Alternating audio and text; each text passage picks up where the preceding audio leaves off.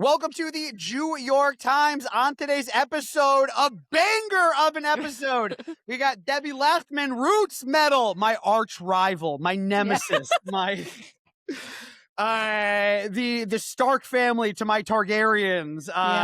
Debbie's on. We're going to talk all about just some recent issues in the Jinsta universe, a phrase that Debbie, I'm not mistaken, actually originated. I'm not sure about that. I don't want to take credit for that because I feel like someone's going to come in and I've heard it credited to you, by the way. Like, people have brought up that you... Really? Yes. I don't know. To be debated. You know what? Sign off in the comment sections. If you created the word Jinsta, DM me, let me know. I mean, I would love for it to be me, but I'm not sure it was me. We'll find out. We'll get the investigative team behind the New York Times on this. We're going to be talking about just general Jewish things that are happening in the zeitgeist. Stuff with Zohran, Mrs. Zohran, stuff with Israel. New York Times has been a bit of an issue this week. All those stories and more on today's episode of the New York Times. I don't know if you know the song, but the yai da da da da da. There's a song. I am Walter Cronkite. We start every episode by doing the Yiddish version of the NBC Nightly News nice song. Yeah, I have to admit I've never listened to your podcast. I'm sorry. Good. Honestly, don't. I wouldn't even listen to this one if I was you. Who's listening to podcasts? As long as the clips get seen by bots that I hire in Pakistan, then that's the only way that I can get my career, going. That's how to make it. There's a lot of Instagram accounts online about how to make it, in the industry. I know. I keep getting that in my algorithm, and I'm like, I'm like, these guys don't understand. The way to make it is Pakistani bots. Okay, that's how you do it. I got a question. So we circled the Jewish Instagram universe in very parallel but like similar kind of universes. We were then kind of like shoved into a controversy a couple of months ago. But I respected you before that. I respected you after that. Never stopped respecting you, all that jazz. But I guess the question, who are you? Like, I know that the Roots Medal brand is out there, and you guys should go and follow the Instagram. It does a good job of breaking down Israel and anti-Semitism and all that stuff. But I don't think anyone, or at least my audience and me specifically, like, who are you? Well, I'm Debbie. No, so Roots Medals basically started as a jewelry account that I started after grad school when I was not sure what I wanted to do with my life. And I was like, I like making jewelry. Let me start like an Etsy store. And then I had Roots Medals to go along with it. This was around 2017. So it has nothing to do with Jewish anything. And I've thought about changing my name since, but I feel like it's too like you can't. Everyone knows you. I can't. And yeah. Like I'm like, should it be my name? Should it be something actually related to Jews? But I can't do that anymore. I would legally change my name to Roots Medals. Yeah, that's actually my real name. So what happened was that because I had like maybe 10,000 followers when it was just like a jewelry account. And I was in a community that was very artistic and like small businesses and Etsy people who tend to lean very liberal or progressive. And I want to say in the comedy community, by the way, I feel like the story is going exactly where my story went. Exactly. And I feel like that's like a common trend where so many people that we knew were just like I worked in like, a Broadway costume design, and then all of a sudden everything, and then all of a sudden it happened, Yeah. Now, for a lot of people, I feel like that happened on October 7th, but for me, it was actually 2018. So I want to rewind a little bit and clarify that I actually like had always had a background in, the Jewish stuff. But I just never, ever, ever, ever, ever intended to do anything on social media because I know how social media is even back then. I actually had a friend, I want to say like in 2016, like ask me to make a Jewish Instagram account. And I was like, no, like over my dead body. Never. That's never happening. But excuse me. Because of your repressed anti-Semitism. Your internalized repressed anti-Semitism. No, I was just like, I just knew it was gonna come with harassment and Yeah. doxing and this and that, right? So I was like, absolutely not. But then about a year into having this Roots Metals account, I started noticing that my following was very, politically involved to the left, and any community that needed anything, they would always like go super hard for them. And then Pittsburgh happened. And I remember distinctly that my entire like Instagram universe was talking about gun control. And no one, not or Trump, or they were saying like, oh, gun control, or this is Trump's fault. But not a single person was actually mentioning anti-Semitism or like the Jewishness of the victims. And so I got irritated. So I think that was like the first time I said something. And immediately I got a lot of "What about Palestine?" responses. This is in About Pittsburgh? 2018. Yep.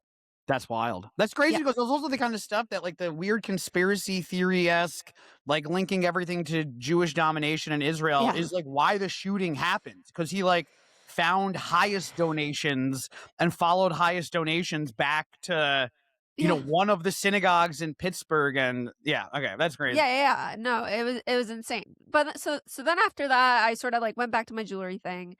And then 2020 was when George Floyd was murdered, and then everyone became an activist for everything. Yeah. Do you remember that time on social media? Yeah. Every Black Square. cause every cause was like people just like took it on, so they were really intense Yeah. about it. And then something happened to Jews. Can't remember what it was. Yeah. But it was not the same response at all. So I went on a rant because I was like, what the hell? I went on a rant. The rant went viral. And everyone unfollowed me, but a bunch of Jews followed me. Yeah. and so that like marked like the transition into like what Roots Metals is today. I want to say that like I always envisioned myself writing about Jewish history and Jewish issues, but I just really, really, really didn't want to do it on social media.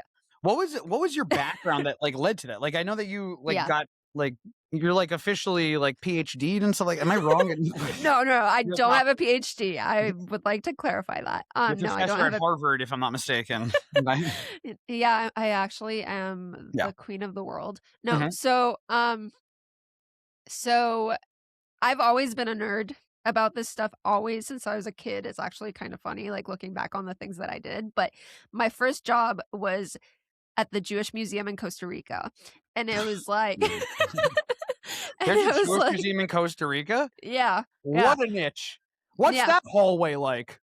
it's actually so it's well, at least when I worked there, it was like the first room was like about like the Torah and like the 10 Commandments.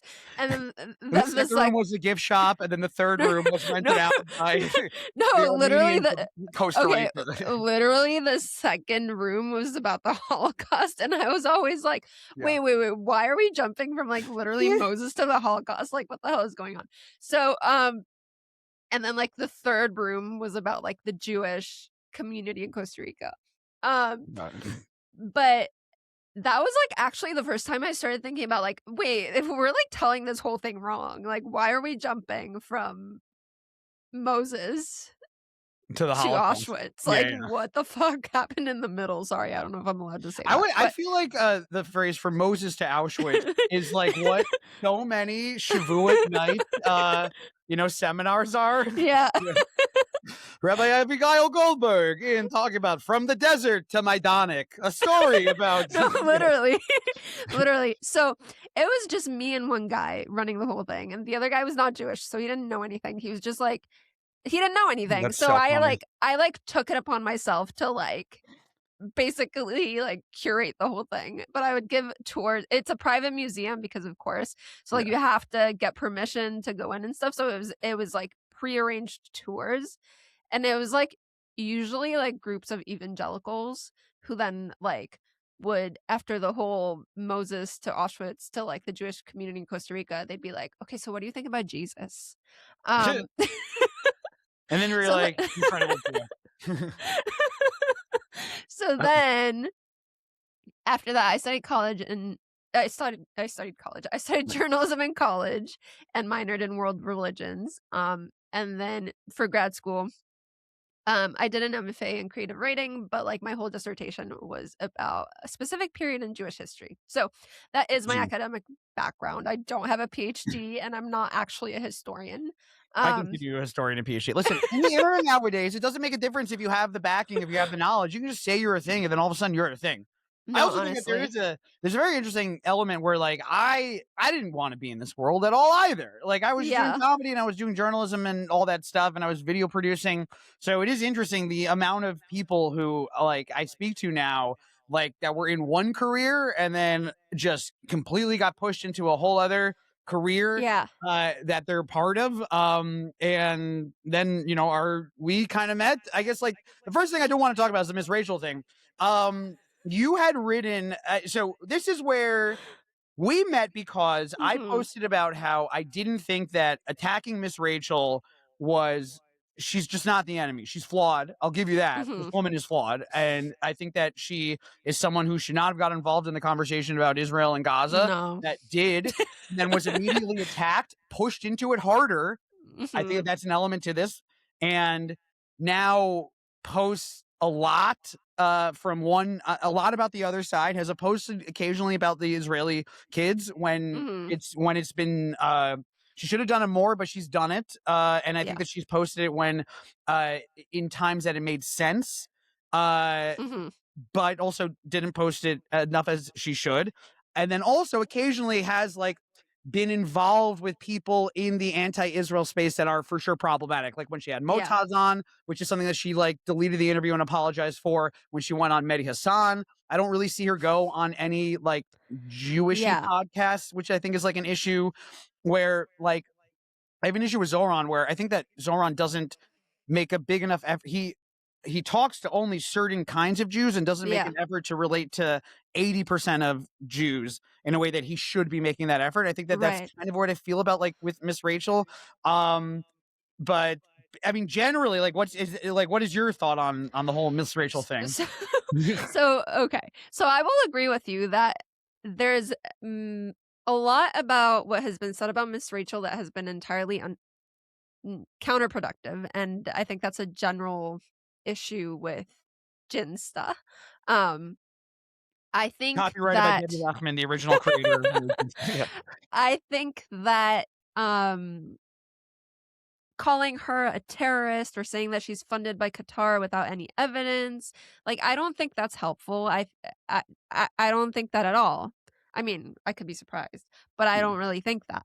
I like What Stop I Anti-Semitism contacted the DOJ to investigate her. Like, Yeah, like, I feel like that's unnecessary at this point. yeah. Again, you could always be surprised Yeah. because who knows? But, um, I think what really started to bother me was when she started responding to criticism of what she's saying with caring about, children's lives is not anti-Semitic, or not wanting children to die is not anti-Semitic, because that basically lumps any concern that anyone has with the way that she's engaging with the conflict into like, oh, we just want kids to die, which is not the case at all.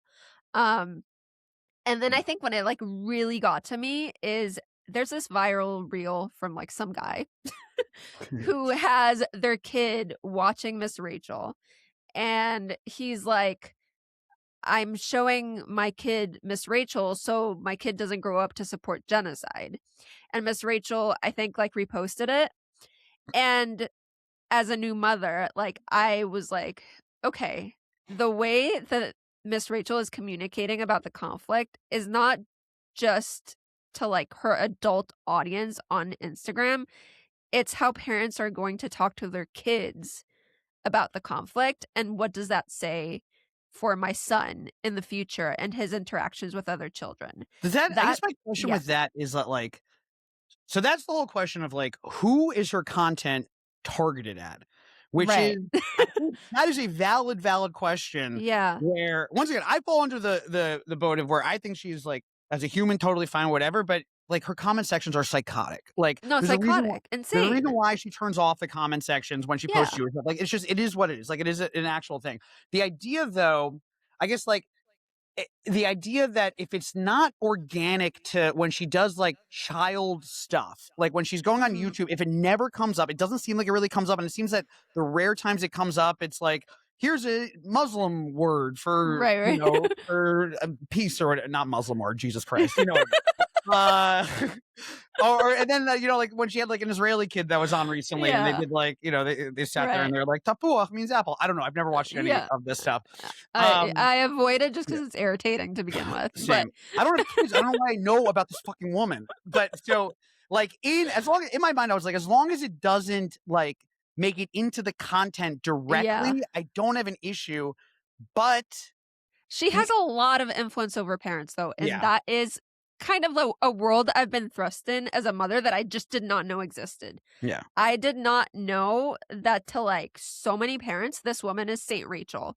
Like, they are obsessed with her. yeah, They say their children are being raised by her. Like, yeah, if your algorithm is like, "Oh, you're a mom," then it shows you, like, hundreds and hundreds of videos of new parents saying that Miss Rachel is raising their kids, and I'm just like, "What is going on?" yeah. I mean, that was the Um, thing that I learned about when yeah. so like this whole controversy started because I posted like, "Hey, maybe be nicer to her," and then Yeah.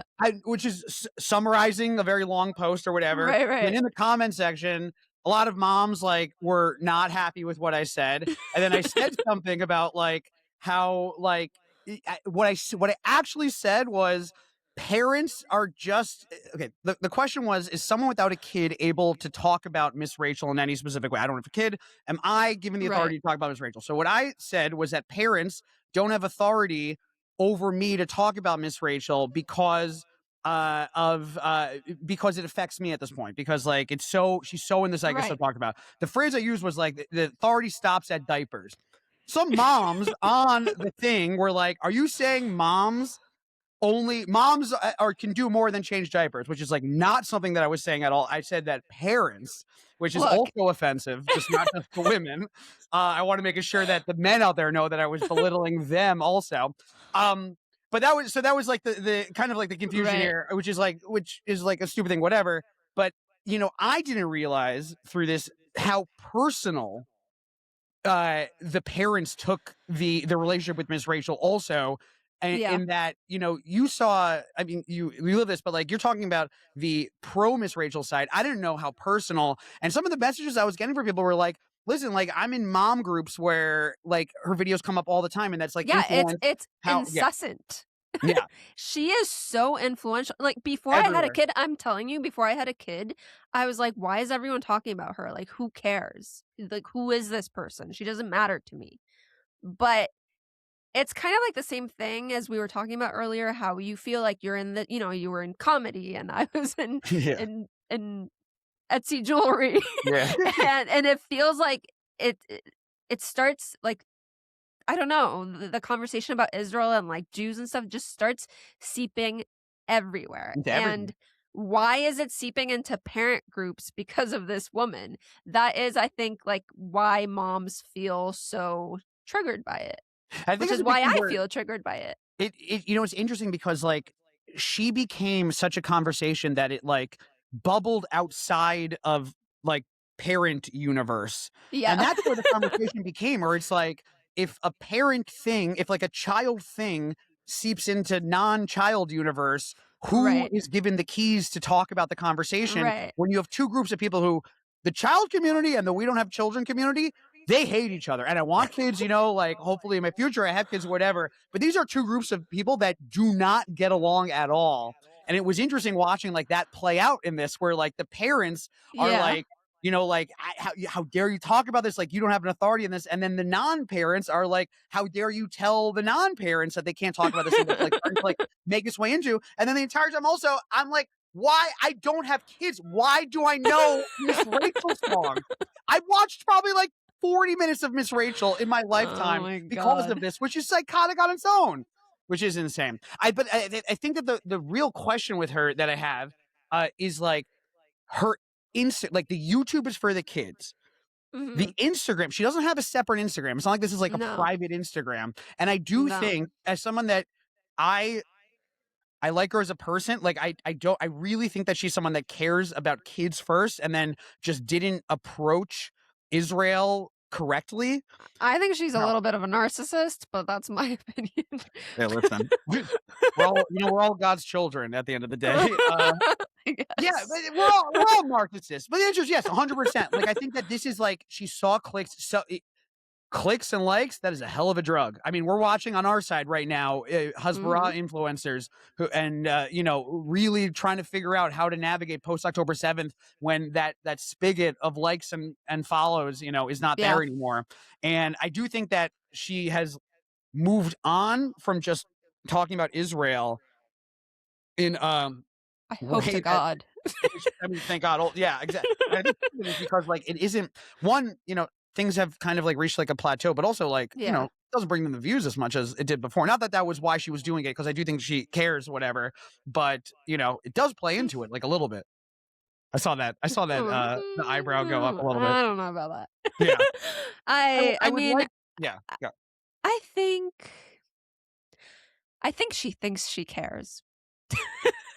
I like that. That's funny. It's fine, man. Give into that. Like, I don't think she wakes up in the morning and she's like, "I'm gonna lie to everyone Yeah. about how I feel about the children in Gaza." Like, I don't think that. Yeah. But I think she's way in over her head and she likes the attention that she receives from it. I I think that she also, I don't know who's advising her, but I think that tonally her stuff kind of like pivoted a little bit over the Yeah. past like little bit is what I would say. Not a little I bit, know, like I think it has. I think it it has a little improved. I bit. think that she, Yeah. which is also why it was like so frustrating that she was on like the, you know, Beitar's top 100 anti-Semitism list or whatever whoever I made it. hate Yeah. can we, like, not do lists anymore? Like, how Um, like, what is that? from Schindler to Beitar, a chivalrous night of, I but like, don't think yeah. that's helpful.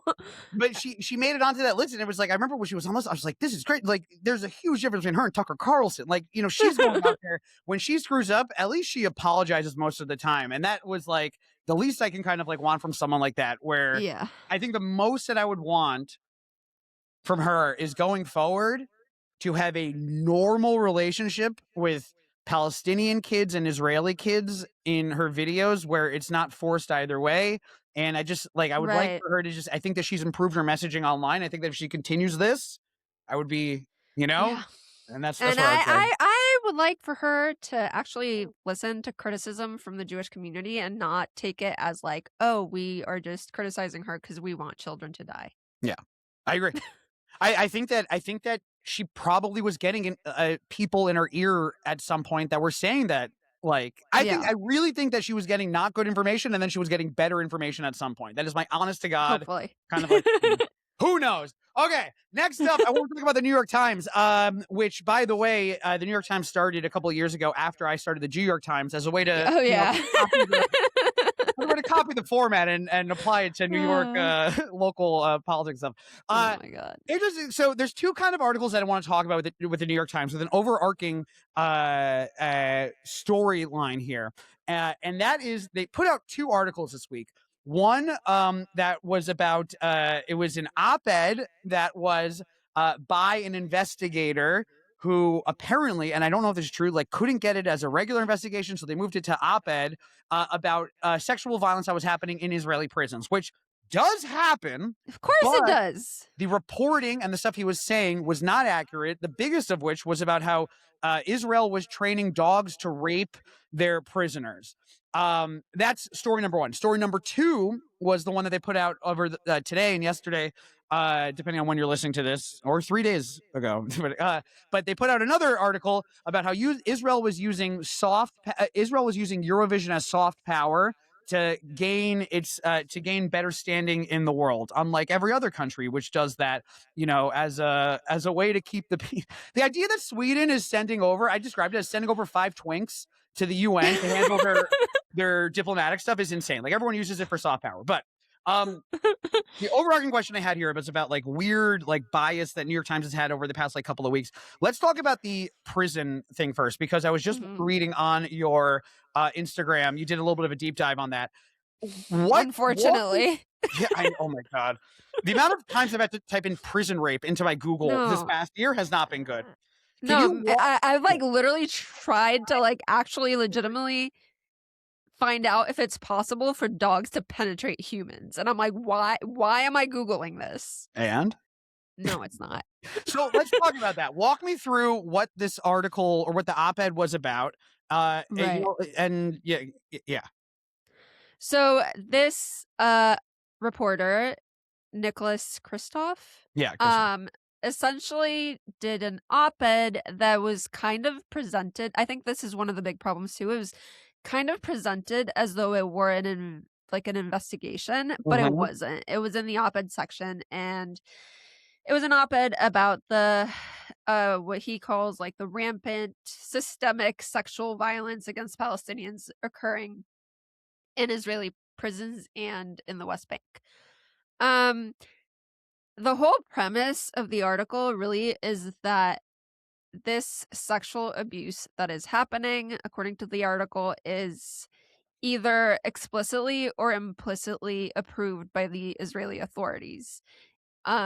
The article went on to make claims like Israel is assaulting children, Israel is training dogs to actually rape humans.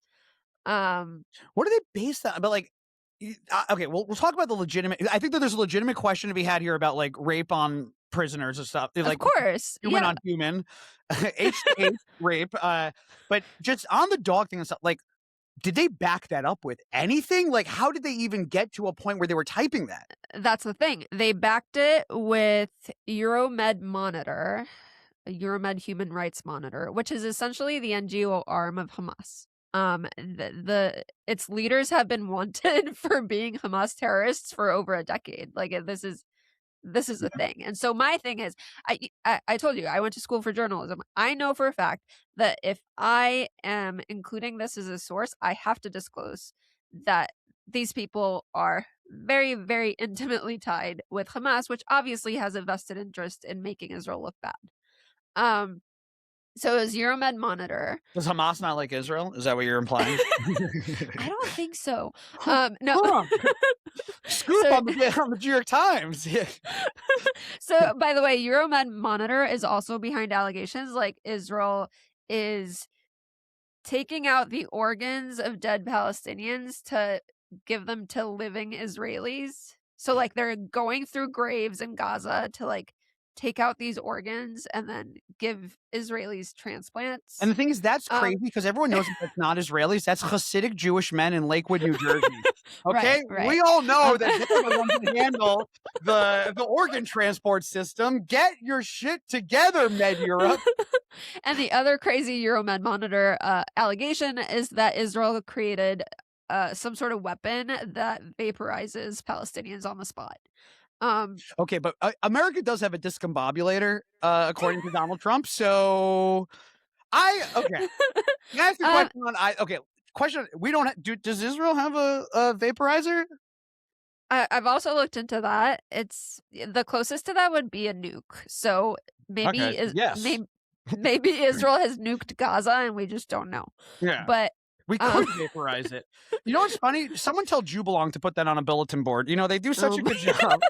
Israel could vaporize humans, but they choose not if to. Yeah. if we wanted to. Yeah, yeah. God. Um but so yeah, they're known for making really outlandish claims. But the other source for this dog thing was Shael Ben Ephraim. Um I or do you know who he is? No, no. Oh, wait, wait. Okay. He's Wait, yes, but they yeah. don't. He They. he is an Israeli shit poster on Twitter who is somehow being described as an analyst. Um who is accused of serially sexually assaulting women. So he's not the most credible on the subject, or maybe the most credible on the subject. Which Who is knows? Doberman also, which is a ironic. No, I'm joking. I'm sorry. I'm so sorry to But make but but the article links Yeah. to a tweet that he posted as like a source. Yeah. So So you have this guy. So just to recap, you have this Nicholas Kristoff, whatever. He's getting information from a medical research company that's run by Hamas yeah. and is being cited by this Israeli shit poster. Yes. Yes, who is also a grifter. But anyway, Yeah. so I'm about to get sued. So He's not one of those altruistic posters. We're just doing it for love of the game. I don't think so. Hey. So yeah, there's that. So then, obviously a lot of the readers were like, this is a very insane claim to just not give any context to, because a Palestinian may have said that because they quote like an alleged victim saying that this dog penetrated him. A Palestinian may have said that, like one of your sources may have said that, but a responsible reporter then goes on to, if there's a claim as outlandish as that, then goes on to like look into that claim, and then if they find out it's not medically possible, then they say it in the article, right? Yeah. But That's no. wild. But no. Kristoff then decided to on Twitter. But this is so out. Here's what I don't understand about this. This is not New York Timesy. Like this is. No. I would say that this is. New York Times is a lot of shit. New York Times is very. The Jews think that they hate the Jews, and the Palestinians say that they hate the Palestinians. The answer is somewhere in the middle. Is that they get it right 90% of the times, but the 5% of the time on both sides, whatever. This to me was such an egregious fuck up. No, it's insane. I was like blown away by the level of like, how the hell did that get through this? I mean, like, say what you want about them. You can use them for most stuff. This was out of character for even them. No, it's absolutely crazy. But the craziest part to me actually is, of course, people read the article and they're like, what the hell? Like that sounds really, really, really implausible. So then Kristoff on Twitter proceeds to lie about what the medical literature says, and he references 3 medical journals that explicitly say that dogs penetrating humans has never been recorded in the medical literature. And so like, why is he lying about that too? And so I feel like, a lot of people who want to legitimately address the problems of abuse in the Israeli prison system, they're of two minds. I feel like there's people like me who are like, this is a legitimate problem, but what this article did was not bring light to that. It was to perpetuate blood libel, something that's going to be weaponized to hurt Jews. And then there's other people that are like, why are you focusing on the dog thing so much? Because the rest of it is probably true. And what I say to that is, if you are going to present serious allegations to be investigated, that should be investigated, then present them seriously. What this is, I don't know. I don't even know if this is yellow journalism. Like this, I feel like this is like far beyond that. This is I can't take anything from the article seriously. Here's what's interesting is that whenever my anti-Israel but just got into the fight people, whenever they talk with me, I always like to point out that I probably posted more about Israel's prison system than in the 2-3 years leading up to October 7th that they have posted since October 7th. Right. Like this has been a problem. Israel's prison system is a big fucking problem. The sweeps they do are insane. I feel like they have obviously their vice grip on the West Bank, and they've used their prison in ways that are not great at all. And there's an actual problem, and there's actual questions that should be brought up. In fact, I remember that after October 7th, maybe one of the first times that I ever did start to post publicly like, hey, here's a Israel problem that maybe we can all kind of get behind. It was about the Israel prison stuff. When articles come out that are like, and they're rape and they're teaching the dogs to rape, there's no way to have the conversation. Like I can't exactly. there's no way. And it's a crazy ask to look at, people, and to say like ignore the dog rape section of the article. Just listen to everything else. It's just crazy. And I think that there is another, what's funny, I remember when the hostages got out, like the last 20 that got out, there was a whole big conversation about how the prisoners that were swapped for those 20 hostages. And if you asked the Israeli side, or if you asked like the Jewish side, whatever, it was they let 1,800 hardened murderers go back into the West Bank. And if you ask the other side, they said they released 1,800 children and women who had been locked up, against their will, or taken to the street. And the answer is somewhere in the middle.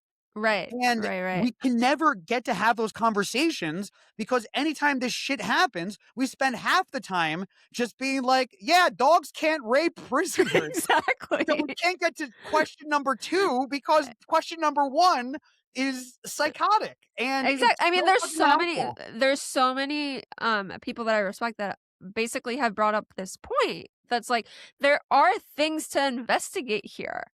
But when the central premise of this article is that Israel is so cartoonishly evil that they teach dogs to rape, this is not a serious article. There's nowhere to go. There's nowhere. Yeah. Because here's the thing. Then the article becomes, let's talk about dog rape. Like if there's 2 crazy things that are happening, if there's 2 articles that are happening, and one is crazy and one is holy shit crazy, then the article is unfortunately about the holy shit crazy thing. You can't just be like, oh, and by the way, Israel has a budget problem. Like it doesn't like float. And with the New York Times specifically, so they put out the article about Eurovision, and the article is about how Israel was using its soft power to using Eurovision and the success of Eurovision to influence soft power. And their whole thing was about how Israel had spent $1 million of the budget last year, $1 million in boost and marketing budget and all that stuff to get Yuval Raphael to get her. I think she finished second in the voting last year. So there's a whole article about how Israel was using soft power and how it was shady and how Eurovision was caught completely off guard by this. And I also was like, why the fuck is New York Times writing this? One, Eurovision as anything but soft power is crazy. Like, you have Dr. Fartbox from Austria coming in to sing a song that sounds like it was made by AI, and you do that every year because of soft power, because the team, the country that wins gets to host the thing. Like, we're not solving the Strait of Hormuz because of Eurovision at all. So the premise of the thing was like fucking psychotic. Also, what they completely miss here, and I know that you agree with me on this, the reason why Yuval Raphael did well and the reason why Eitan Golan did well was because for the weeks and months leading up to it, if you turned on your phone, you had 15 fucking WhatsApp notifications from your mother and from your mother's friend Sharon and from your high school group chat. Literally. Like literally everyone.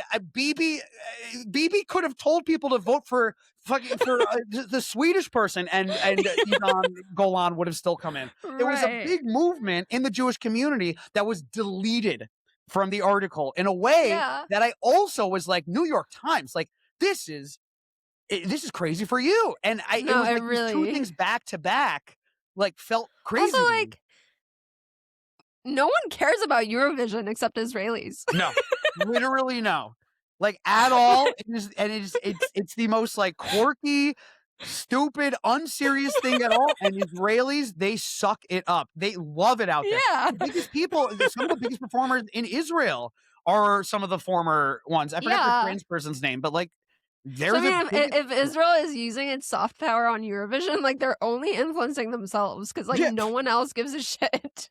It's almost, to be completely honest, you just described the Hasbara problem that Israel has, where they only hire people that they enjoy. Yeah, no, literally. Wait, that's so funny. This is another case of Israel just looking at everyone being like, hey, can you guys calm down? And then being like, no!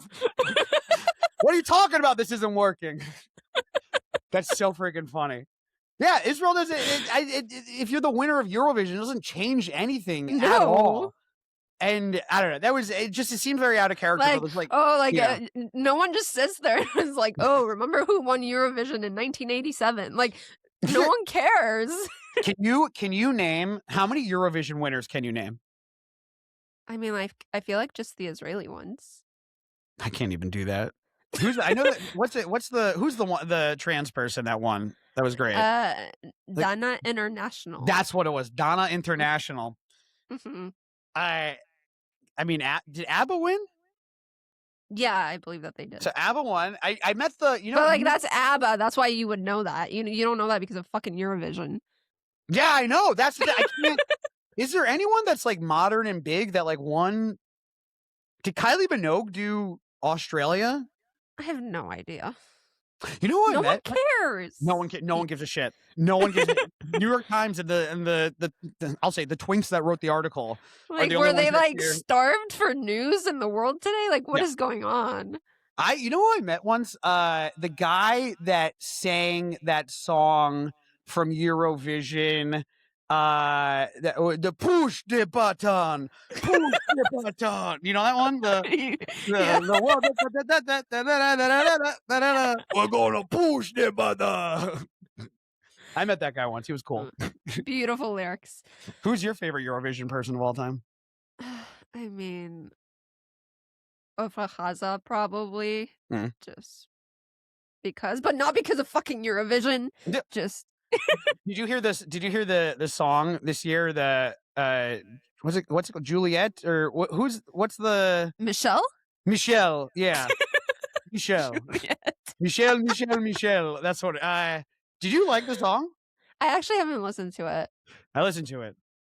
Is it I, bad? Is it good? I don't like it. I also don't like French people, so it is kind of hard. It feels like it was a weird choice for them to have that song as there's no hook to it. Like I feel like the Eden Golan one had like a long like moment to it, Yeah. and then Yuval Also, Raphael. it was, like, extra emotional because it was right after October Yeah. 7th and, like, yeah. But even Yuval Raphael, there was like a hook there. There was something. This one doesn't feel Yeah. like it doesn't feel like there's a hook to it.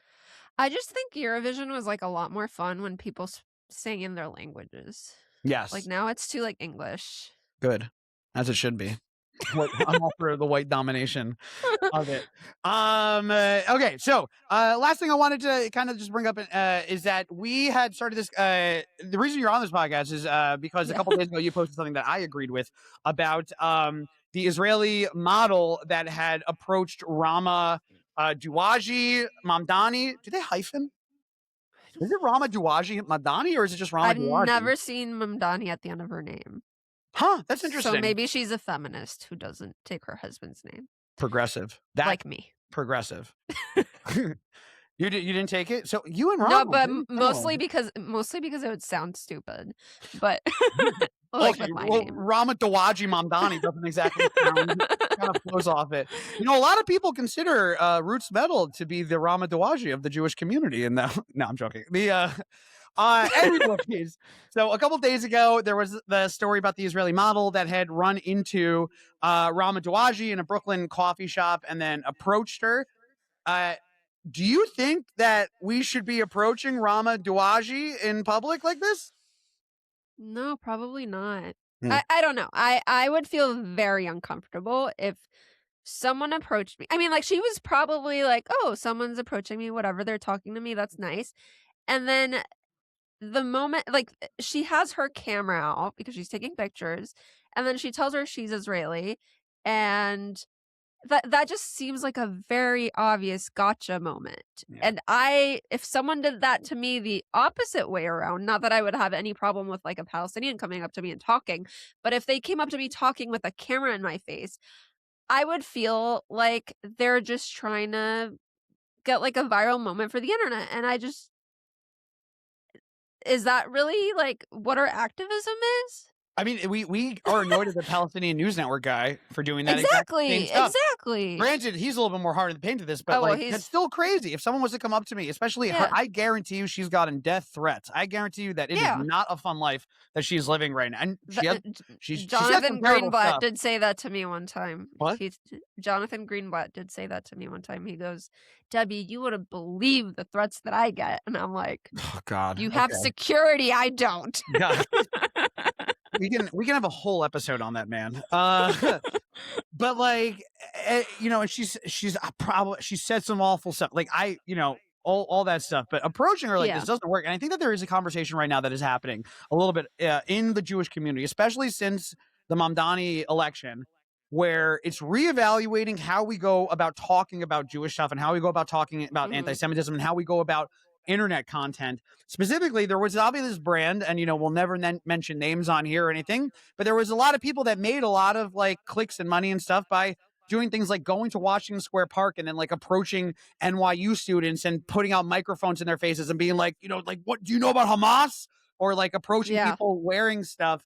And the content was very toxic, and the content, much like Eurovision, only spoke to inside of the Jewish community. And as much Right. as it may have been like a thing early on, the people who were doing this content didn't really move past that. So now we're at a point where they're still doing it. It's not that effective at all.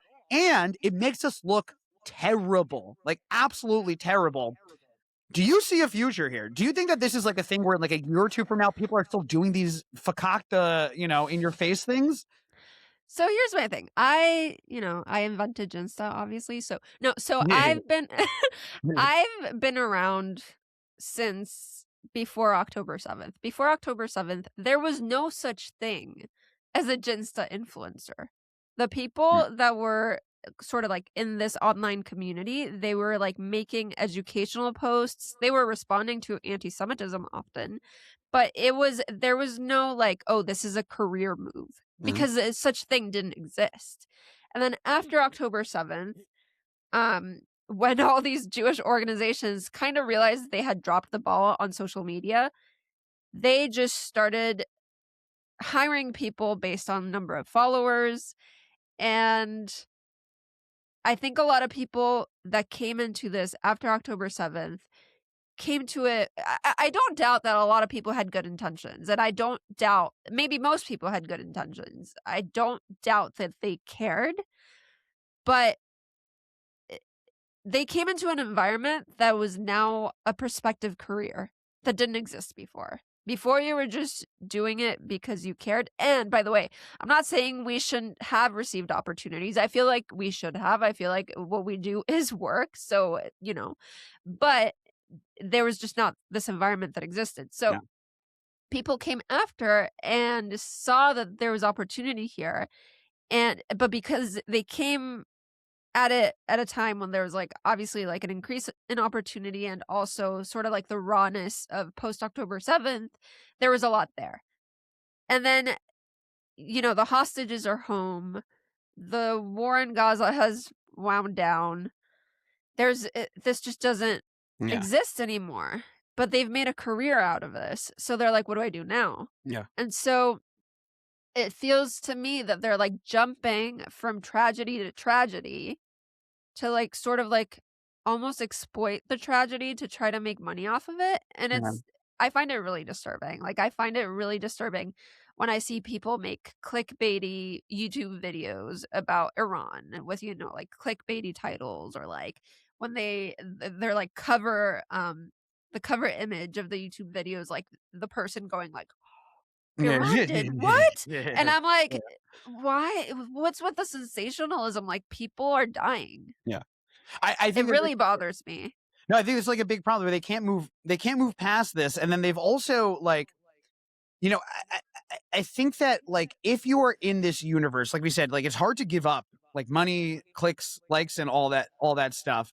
None of them can move past this though, because I, not to brag, I like to joke that I've been getting called kike online since before October 7th. Like I had six-figure followers before October 7th had happened. And then October Right. 7th happened. I watched a lot of people come in here, and then their only relationship to like to Judaism on the internet, and I would say often Judaism in general, or Israel in Yeah. general, is just the internet. That's why none of them do regular culture stuff. That's why you Yeah. never see them.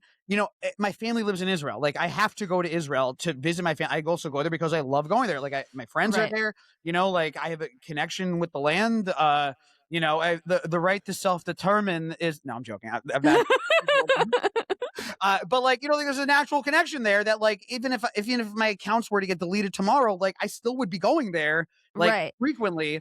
And you saw a lot of people like artificially throw themselves into this conversation in a way that now, because there was no authentic, like real thing that was keeping them in there, they are now like really struggling to figure out how they fit into this conversation. And you Yeah. know where the next thing we're gonna see? We got mayoral elections coming up in 2.5 years, and you're gonna see a lot of the cringiest, most awful Jewish Instagram people start to run for public office next. That's the Oh next my thing that is god. going to happen. You're going to see a Lizzie Savetsky run. Rappaport's already done the run. I got my thoughts on Rappaport. Actually, I'll tell you this hot take. I kind of like Rappaport. I know a lot of people have their issues with him. I love the guy. I find him hilarious. He's Uh, insane. He's in the best way possible. I remember him from, you got to understand, I came up from the New York sports universe. I remember him from Right. Barstool Sports. This makes complete sense to me in a way that I'm Yeah. like, yeah, you know what, Michael? Yeah, that is Yeah, how you would yeah, talk yeah. about this. But they're going to run for mayor and stuff. So they're going to be, this is like the next thing. Is that I think that and the only way for them to do that is anytime there's a Jewish anything to magnify, elaborate, to magnify and to exaggerate and to, turn it into an issue that it wasn't there. Right? I mean, there was over the past couple of days, there's been like protests in New York and stuff. And to be honest, I can't get a good answer onto how bad these protests were because all I've seen is no news or just like the Jewish influencer side Right. being like, like Williamsburg is Tehran now. And, I mean, it's hard too because like there is a thing where when things happen to the Jewish community, it's sort of only reported on Jewish outlets. Mhm. So that is a legitimate thing, but it really is hard to get a grasp on like how legit is everything. You know what I like how widespread is this? Yeah. What's really happening? I don't know. I don't know. I mean, the answer we'll never get that answer because if you pay to find if you pay someone to figure out the answer to the question, then you got to listen to the answer. And Right. I don't think that the answer is gonna vibe with them often. I don't think that the answer to the anti-Semitism question or Israel or polling or any of that stuff or how people think about Israel or how people think about the word Zionist, I don't think that they are gonna like the answer once they actually put like money to it. And that's why they ignore they will always the if there's one thing I've learned, it's that organizations like the ADL, for instance, they have to raise $175 million every year from, Miriam Adelson or like whatever. And the only way to Mhm. do that is they have to speak in her language. And her language, and not just her, every whatever, they all have their own language. Soros has a language, whatever. Yeah. They have to feed into that language. And the only way to feed into that language is to ignore what the actual reality is on the ground and to just make a narrative that feeds into their language. And, I don't think that There's so many problems here. Like there's so many layers with how everything is being handled. But they're I I don't know, like my sphere, the sort of Jinsta sphere, I feel like I approached it with the attitude that I'm here to learn new things, to communicate information that I feel like maybe is missing from the conversation or whatever. I didn't come at it like I want to drive outrage. I don't think that's helpful. I feel like that actually sort of takes away our credibility. Um and I don't think that makes people learn because my whole big thing is like I want the people that read my content to come away learning something. And sometimes it's not going to be one post, sometimes it's going to be over time. Like, I can't tell you the amount of times that I've like fought with someone online and then like months later they come back and they're like, you know what? Like, I kept reading and you sort of shifted my perspective on this and that. Like, that is what I want. Mhm. I don't want like just sensationalism and clicks and outrage and harassing people on the streets. Like, I don't know how that serves the Jewish community at all. Yeah. Well, I do think that they are starting to pivot more towards your side of handling this, though, because I do think that, if everything was money based and everything is like, funding and opportunities and eyes and things like that, I do think that a lot of the Jewish organizations have kind of looked at the past couple of years, realized their failures, and have started to move on from some of the more aggressive tactics that they've taken. So I hope so. I do think that I think that like, I perform a lot and I tour a lot with Jewish groups and synagogues and JCCs and stuff like that. Yeah. And You know, the thing I keep on seeing over and over now is that they're like, our constituents are looking for positive, not angry stuff. They don't want October 7th is important. Yeah. Holocaust is important. All that stuff is important, but they're looking for things to go to that is Jewish that isn't going to just ruin their day. You know, Yeah, like they also, don't. Yeah, like, we need, like, a solid foundation, like, we can't let everything that we're about revolve around outrage over what people that hate us say, yeah. like, You're it's gonna lose. it's Yeah, it's exhausting. No one wants to engage with that. you're gonna lose the kids also. If there's Yeah. the teens that I speak to and whatever, like these are kids that just they don't. Anti-Semitism is a thing, but it's not the thing, and you got to give them like something nice to hold on to. Anyways, Yeah, Debbie, thanks so much for coming on. of Have a good course. time. I feel Uh, like now we have officially made up. that's right. This is official. I Yeah. forgive you. You forgive. I forgive you. I never faulted you, by the way. I want to point that out. What I noticed immediately what happened was that you see the broken telephone get like Yeah. get wired or whatever, Oh, and yeah. by the way, as this whole thing was going down, I was like literally traveling to Costa Rica because my sister was having a baby. So I was like traveling to Costa Rica with I'm the so baby sorry. myself. Like it was like madness. Mhm. And I'm just getting all these notifications on my phone. And I'm like, what the fuck is going on? Like, It blew up. I was shocked that it blew up as much as it did, but it also was like, oh, I guess people really do care about this Miss Rachel thing. Like, it was like it was an eye opener for what had happened. And then all these other like meme accounts started making. So that was I know. I would say a wild thing. One of them tried calling a place I was performing and tried to get my performance canceled. I Yeah. don't endorse that if people were doing that on my behalf. Like, that is not what I'm about. So I just want to clarify. Well, I knew it wasn't you. I knew who was doing it. I'm not gonna. And the thing is, I'm not gonna give them any air because I've Right. blocked them and like they it will none of this ever. There's anything I've learned, anytime I've had outrage and anytime I've had like a mass unfollow within a day, I've doubled the amount that I've unfollowed and have solidified a base of people that are at least like think that I are at least willing to listen to me. So Right. that is what I'm fine with. And you experienced that with the Jewish stuff and all that all that stuff with Yeah. the reform. You got anything you want to plug? Any work coming up? Anything you want? Any podcasts you want people to go to listen to? I wish I could plug something, but I can't quite yet. Okay, go to Roots Metal's Instagram page. You'll find out soon enough, Is guys. there something coming? Yes. Okay, But not allowed to say anything yet. she's on the Epstein list. That's Mhm. Oh my unfortunately. god, that's gonna end up on Reddit, isn't it? Roots Metal's running for mayor. Anyways, this has been another episode of the Jew York Times. End of the month, I'm going to be in Seattle and Portland. I'm going to be giving a talk what's the name of the synagogue in Seattle? You can go on my Instagram. You can find it out there. And then I'll be performing for the Chabad in Portland the day after, I think on May 30th. Next week, we got Jewish Right Semitic Live at 92nd Street Y. You can't come, Debbie. It's sold out, okay? Oh, okay. Tickets. Well, I wasn't planning to anyways, so whatever. Yeah, because it's sold out and she was sad earlier, Yeah, I was crying about it. she was going to fly all the way from LA to New York to go to the 92nd Street Y show. Yep. But we're going to be doing, we're going to be announcing some stuff. And by the way, my Israeli fans out there, I'm going to be doing shows in June and July when I'm over there. So keep on the Instagram and take a look at that. And with that, you don't know this because you never listened to this podcast before, but we end every podcast by saying the same thing. We all say it at the same time. Barstool. Is that Yiddish? My roommate, who's not Jewish, we took Barstool and the editor shocked it, and that's how that happened. You're gonna say Okay. Barstool? You gotta say Barstool. Barstool? Good.